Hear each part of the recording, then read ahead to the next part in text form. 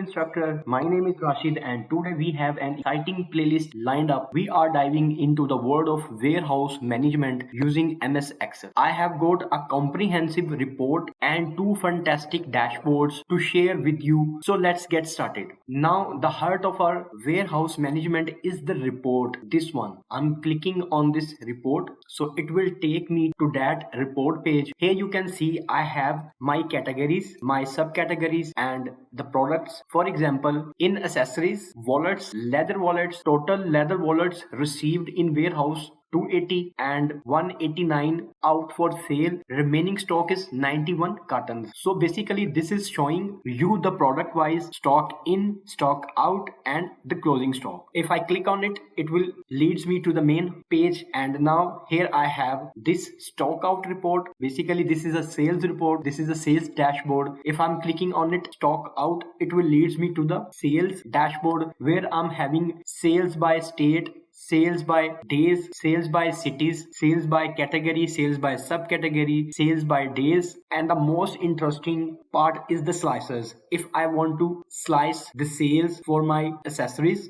if I will click on accessory, the whole dashboard will slice with reference to these accessories. So basically this is the day wise trend for the accessories, and the accessories having the sales on Thursday, Wednesday and Sunday. Similarly, I can select any category from here. For example, if I want to check the records for home and kitchen, so now the dashboard is sliced with reference to this category. More, I can slice data on the basis of month. If I want to check the sales just for month of October, so it is giving me the October sales. More, I can select the subcategories as well from here.